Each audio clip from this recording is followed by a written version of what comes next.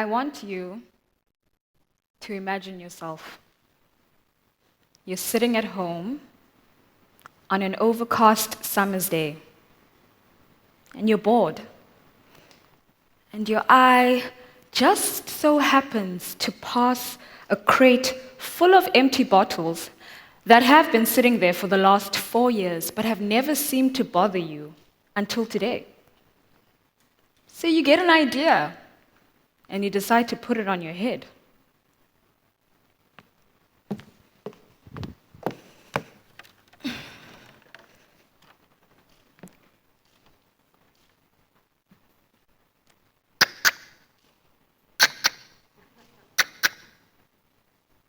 You take a selfie.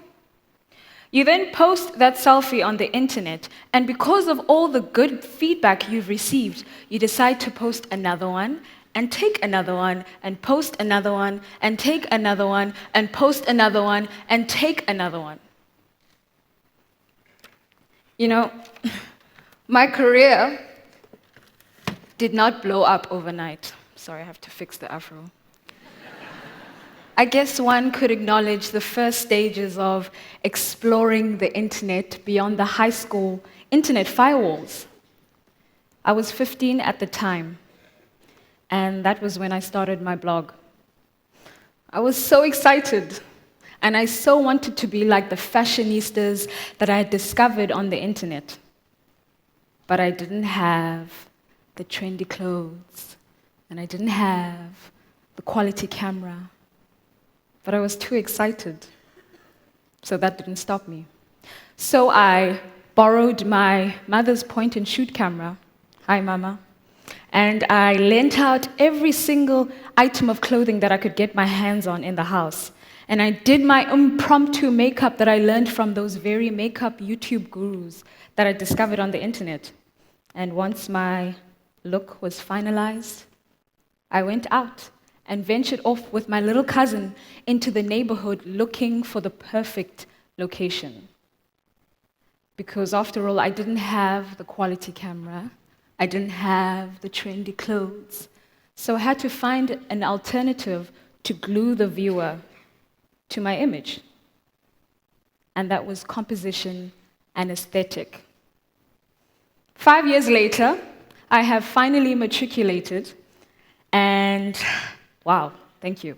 During my gap year, I've worked at a call center for 7 months, which I definitely do believe is a financial midlife crisis that every young person has to go through because it's our first form of paycheck. But we get over it.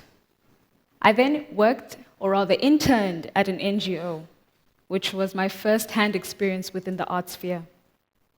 I then worked in retail, and later that year, that was when I took that selfie. 2 weeks into my tertiary career, I figured my extremely eccentric yet lovely lecturer would be the perfect person to help me write a proposal for Coca Cola. So I showed him the images, and he liked them. So much so that he called me up the following week, and he informed me that a gallery owner would like to meet me. Long story short, Christopher Moller now represents me. Last year, I had my first solo exhibition at the F&B Joburg Art Fair, and I was one of the faces of the art fair. This year, at this very moment in time, like today, I'm partaking in the Cape Town Art Fair. And in a few weeks' time, I will be having my first solo exhibition at New York Pulse Art Fair. And I've also been nominated for the Prize of Art Distinction.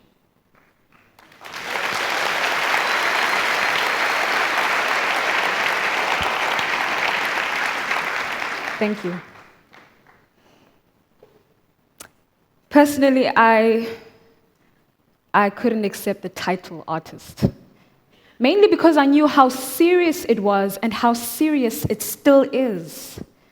I was rather more comfortable with the title creative because I believe that it's one of those titles that it's more sociably acceptable for those who haven't achieved much but are rightfully on the way of achieving great things. I didn't get it. Therefore, I did not want to accept it. Don't get me wrong.